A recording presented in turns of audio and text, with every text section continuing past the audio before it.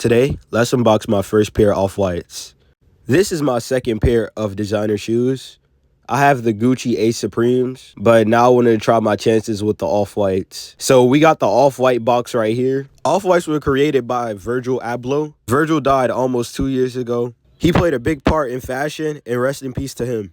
And then I bought this from Neiman Marcus. Here goes the tag. It says Off-White. The shoe box tell you what shoe it is. What's really unique about this box is the tag right there. I've never seen anything like that. I was super excited to unbox these shoes, so let's get right into it. And this, the first thing we see is the socks and then the Off-White card or whatever. And then we got the Off-White so you can put your shoes in to make them last longer. Usually the shoe is already inside of it, but I guess Off-White did it different. I was so ready to put these on my feet. I was unwrapping them like a Christmas present. So instead of it coming in a sock wrap, it came in the paper wrap. There's definitely not a lot of shoes that do this. The paper wrap and the socks at the same time. Okay, Off-White, I see what y'all doing. So here goes the first one. And we see that iconic tag. These are red and orange, gray, black. It was just so many colors on this one. These were not the original ones I was gonna get. The initial ones I was gonna get, I didn't have my size, and they looked way nicer. They definitely look better since they were double laced. They had like a more bulkier design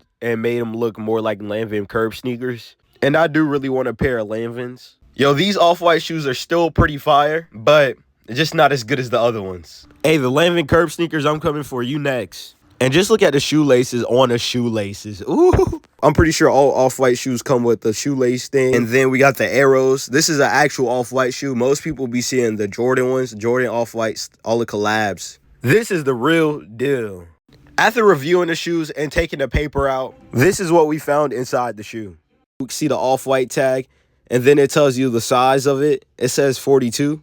Most designer shoes come for different countries, so that's why I said 42 instead of like a size 9 or 10. And then we got the front. I was just checking them out. They were very heavy and bulky. You know, we had to see the other shoe. So we put that one down, and we had to see the other shoe. I know there's usually only one tag on them, so I had to make sure.